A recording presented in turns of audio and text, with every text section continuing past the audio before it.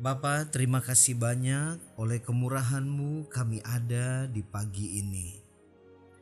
Kami tidak mampu menjalani hidup ini tanpa Tuhan. Karena itu kami serahkan hidup kami secara penuh dalam tangan-Mu. Berbicaralah bagi kami melalui firman Allah yang akan kami dengarkan pada pagi ini. Urapi hamba-Mu, kami siap menerima kebenaran Tuhan di dalam nama Tuhan Yesus Kristus. Haleluya. Amin. Yakobus pasal yang pertama ayat 2 sampai ayat yang keempat berkata demikian. Saudara-saudaraku, anggaplah sebagai suatu kebahagiaan apabila kamu jatuh ke dalam berbagai-bagai pencobaan. Sebab kamu tahu bahwa ujian terhadap imanmu menghasilkan ketekunan. Dan biarkanlah ketekunan itu memperoleh buah yang matang, supaya kamu menjadi sempurna dan utuh dan tak kekurangan suatu apapun.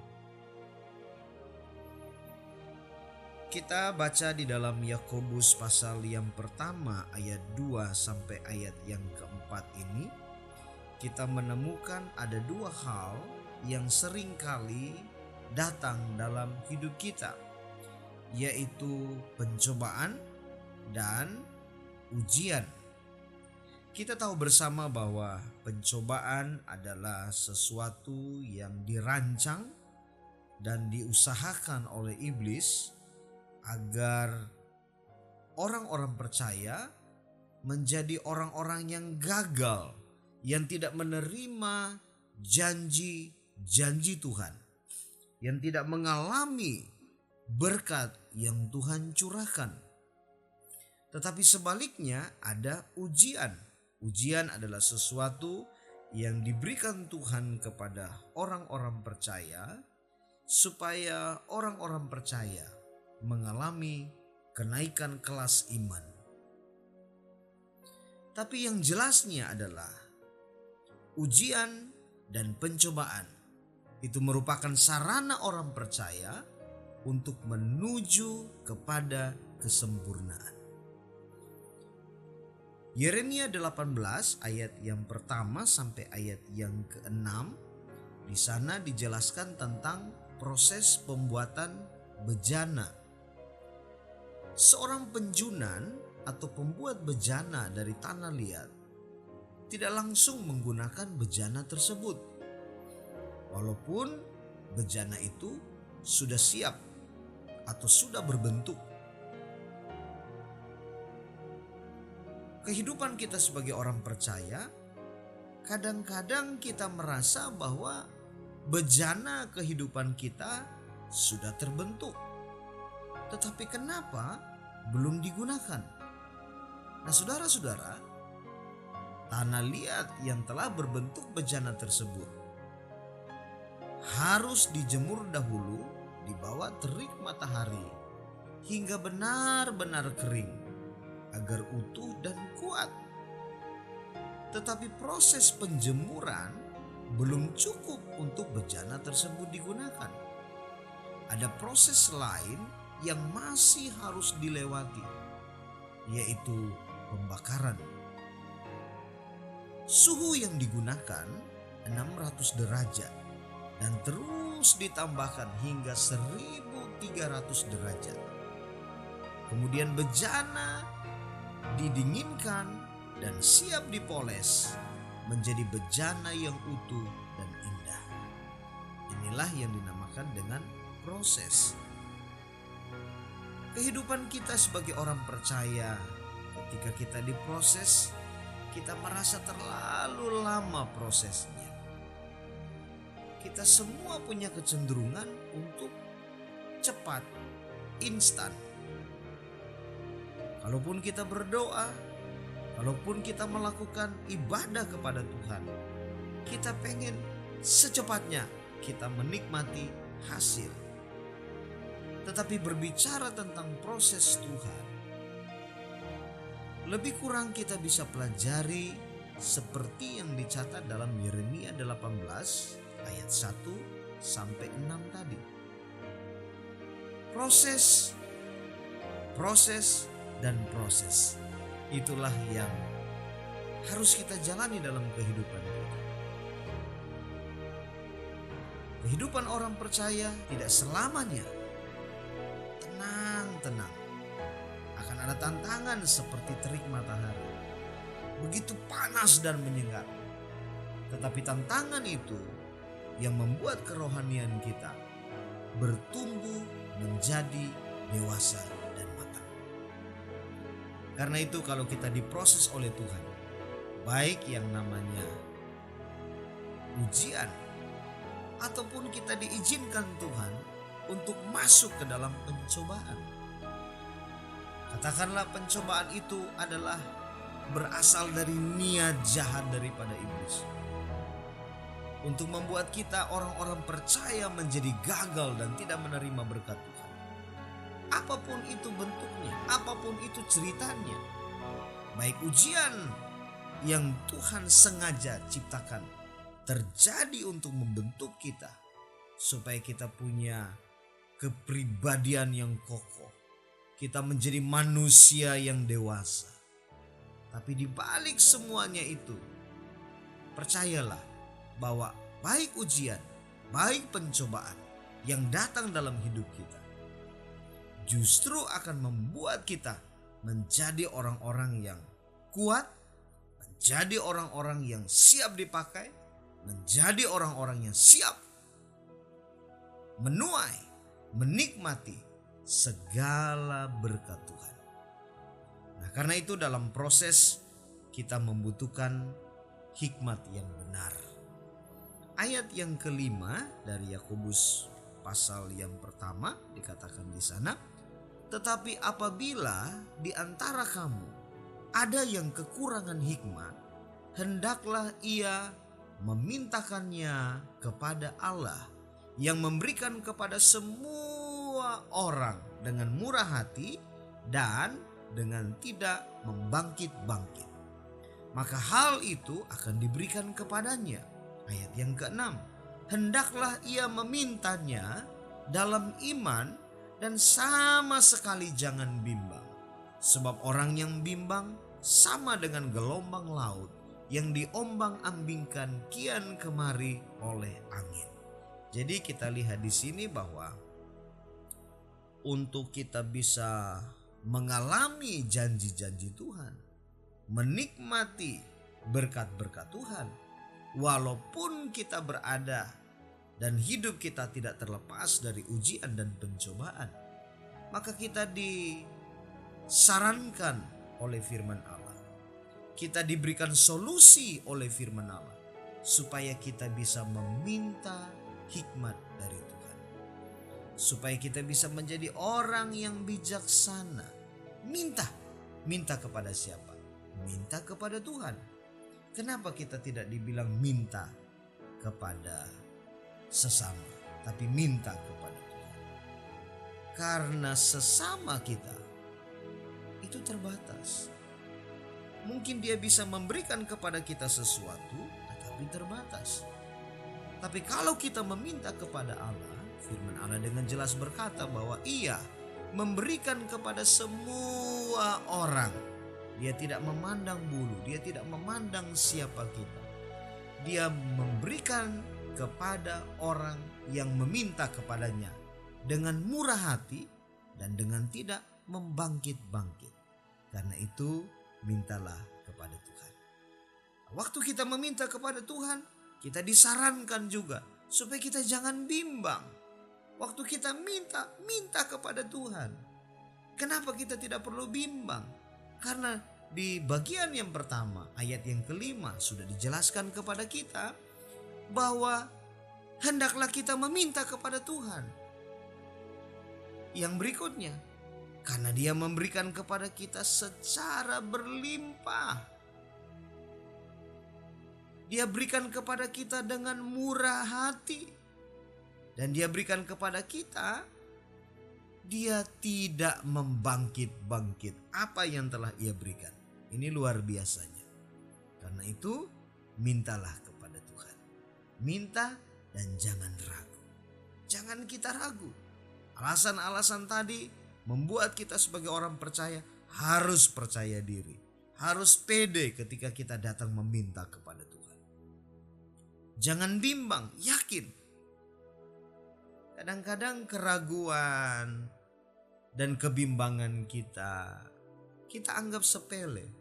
Padahal di hadapan Tuhan Allah menganggap hal itu sebagai sesuatu yang serius. Jadi bukan asal-asalan.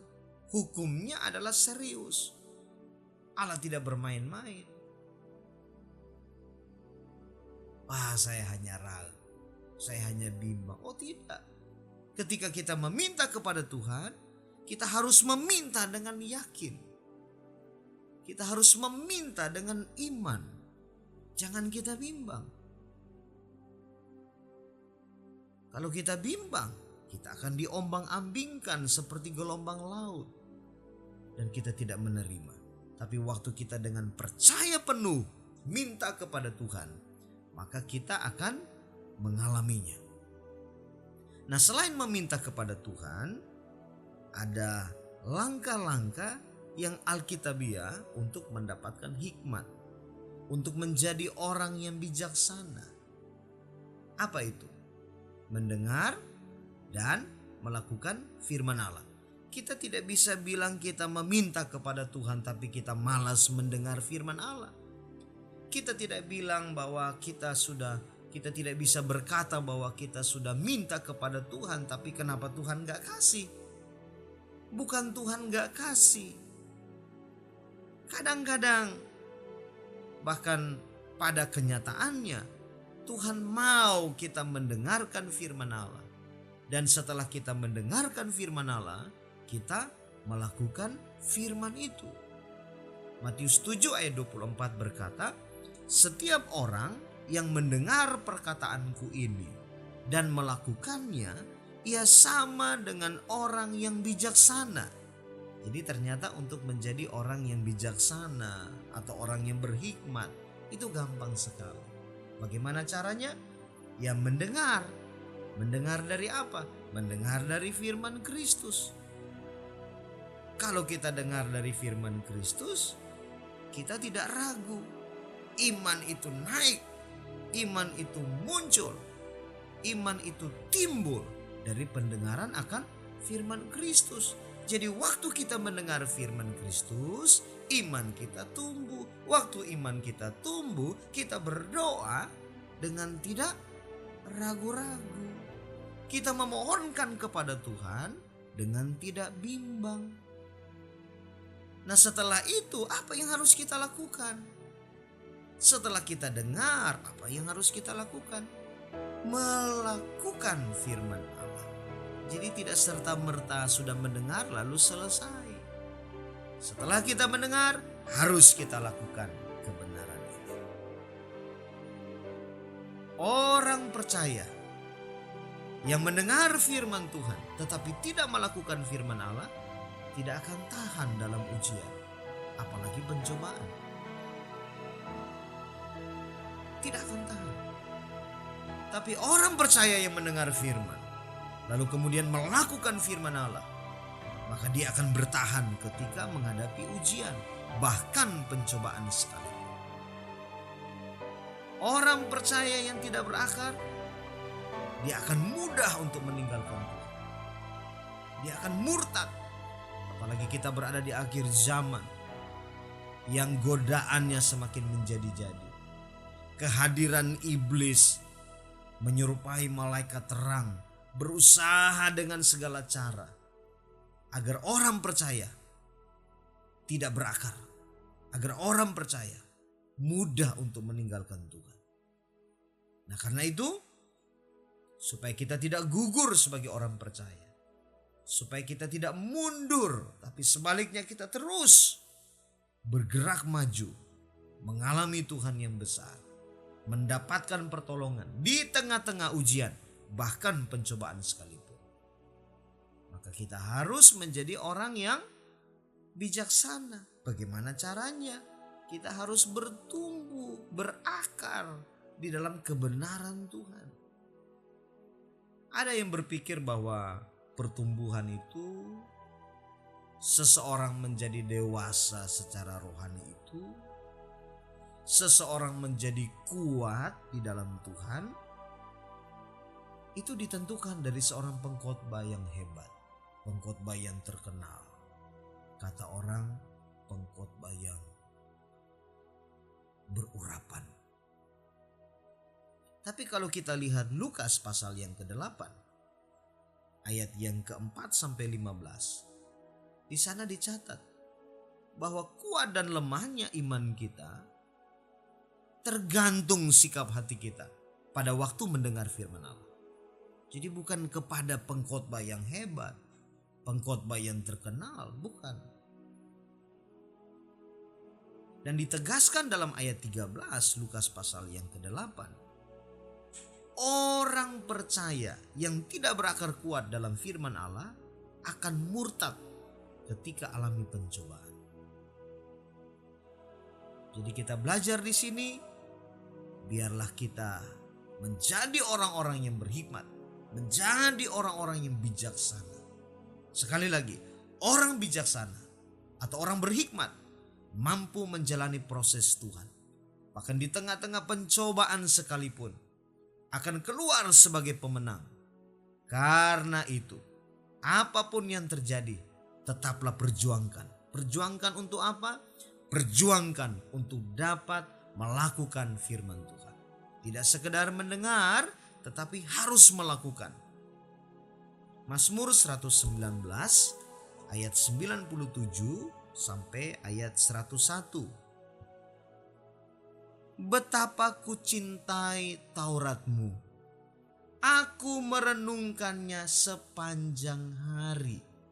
Jadi merenungkan firman Tuhan ini bukan hanya pagi-pagi saja. Kita mengawali hari pagi-pagi kita sudah merenungkan firman Tuhan, puji Tuhan, baik. Tetapi jangan berikan kesempatan kepada iblis untuk mengacaukan kita, membuat kita terkecoh dengan peristiwa-peristiwa yang dadakan terjadi. Jangan. Fokus kita adalah sepanjang hari renungkan. Karena ayat 97 bilang, aku merenungkannya sepanjang hari. Kalau hanya pagi hari doang, kita akan mudah terkecoh. Ada peristiwa-peristiwa yang tidak sesuai dengan keinginan kita, dadakan terjadi, kita terkecoh. Tapi kalau fokus kita merenungkan sepanjang hari, maka ketika kita menghadapi peristiwa seperti apapun, oh iya ya, tadi pagi firman Allah berkata demikian. Oh, kok tiba-tiba saya dimarahin? Wah, firman Allah tadi pagi bilang gitu. Oh ya, oke. Saya harus sabar. Direnungkan terus. Tiba-tiba kita dapat berkat yang besar. Oh iya benar, firman Tuhan bilang kan tadi pagi. Setelah kita dengar, kita melakukan, rasanya gak sabar. Tapi kan firman Tuhan sudah bilang, renungkan. Ya, jadi renungkan ini bukan hanya di pagi hari, bukan hanya waktu-waktu tertentu, tapi sepanjang hari. Berikut, perintahmu membuat aku lebih bijaksana daripada musuh-musuhku, sebab selama-lamanya itu ada padaku. Ingat, firman Tuhan yang kita renungkan itu membuat kita lebih bijaksana daripada musuh-musuh kita. Aku lebih berakal budi daripada semua pengajarku, sebab peringatan-peringatanmu kurenungkan. Jadi firman Allah dengan jelas berkata bahwa kita akan lebih berakal budi. Bahkan daripada guru-guru kita. Mereka mengajarkan kepada kita. Tetapi kalau mereka tidak melakukan apa yang mereka ajarkan, mereka hanya sekedar mengajar, tidak menghidupi, tidak merenungkan lalu menghidupinya, maka kita yang mendengar, kita yang melakukan, kita akan lebih berakal budi daripada mereka yang mengajar. Berikut, sebab peringatan-peringatanmu kurenungkan. Firman Tuhan kita renungkan, peringatan Tuhan kita renungkan.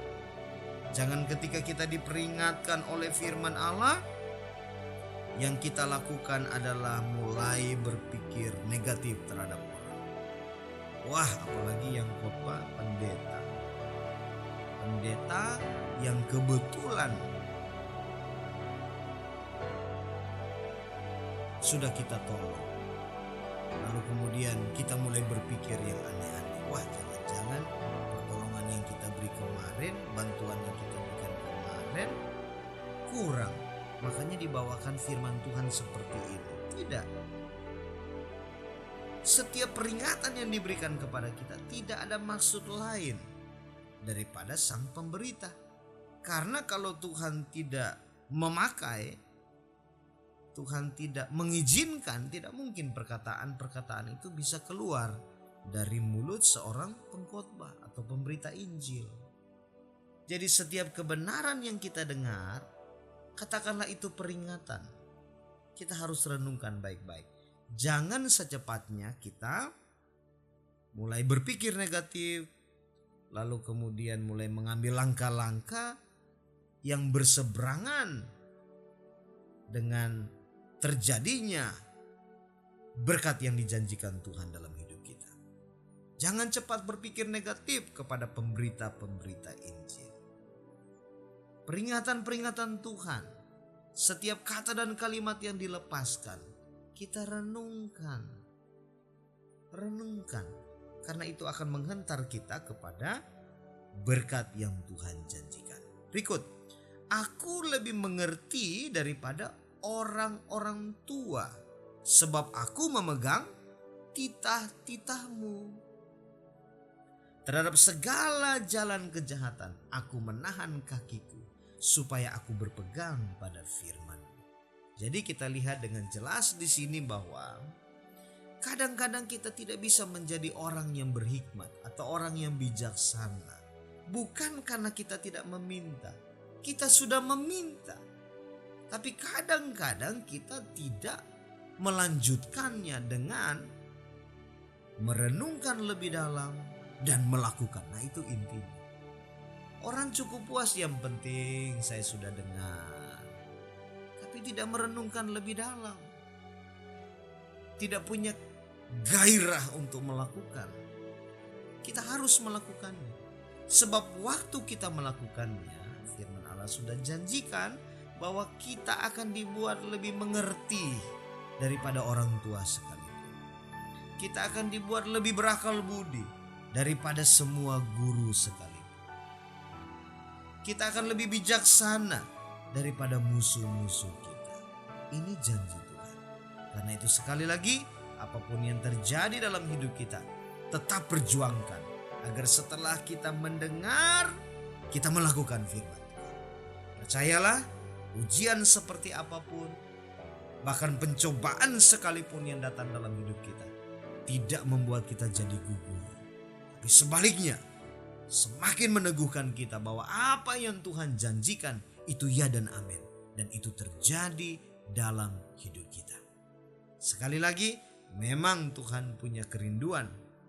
Tuhan sengaja menciptakan ujian supaya kita bisa tahu kita ada di level yang mana.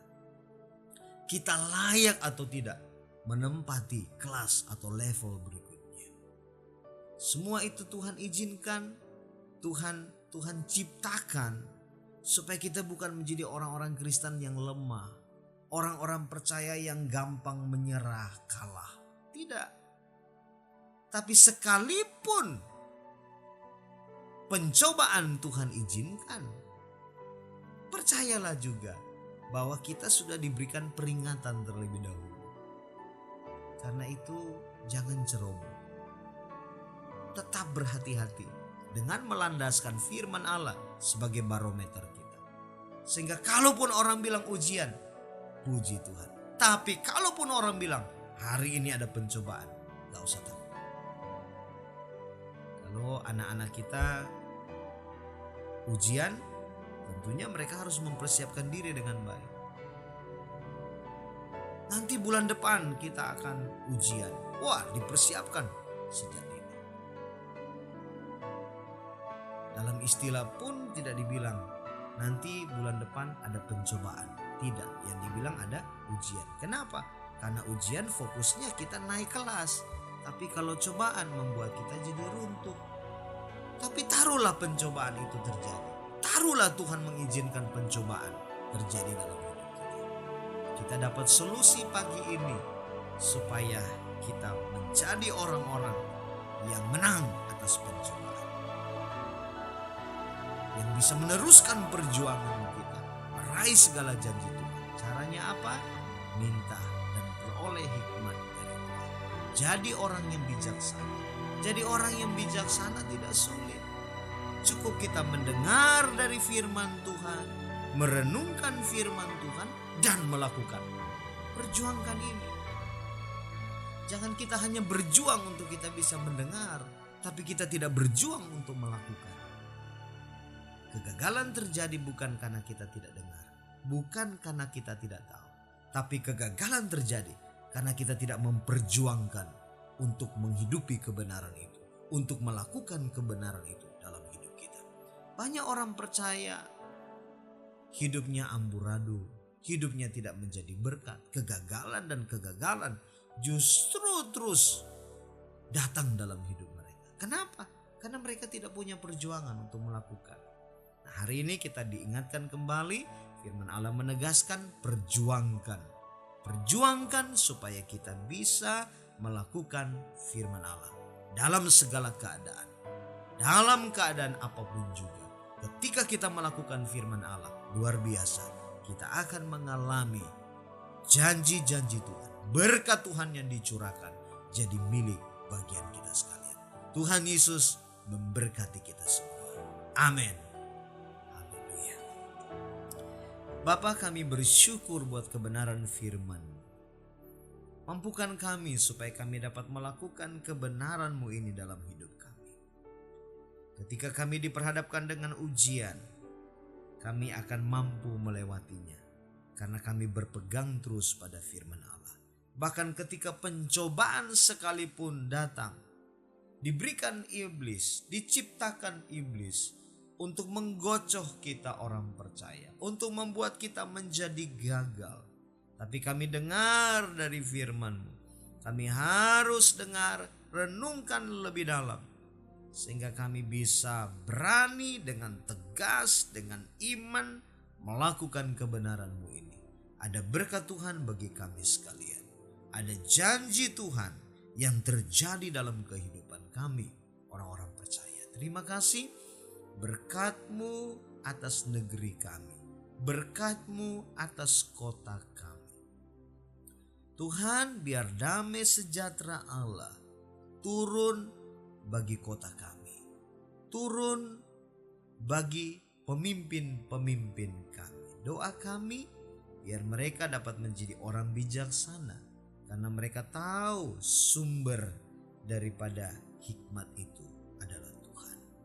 Terima kasih, dan kami berdoa bagi orang-orang percaya khususnya. Bantu kami semua orang percaya, supaya kami bisa punya niat melakukan firman Allah dengan gairah penuh. Seperti kami bergairah untuk mendengarkan sesuatu yang baik. Demikian kami punya gairah untuk melakukan apa yang kami dengar, apa yang kami tahu dari firman. Pujilah nama Yesus kekal selama-lamanya. Kekasih-kekasih Tuhan, terimalah segala kelimpahan berkat dari Allah Bapa, cinta kasih dalam Anak, persekutuan oleh Roh Kudus, memimpin, menyertai kita semua.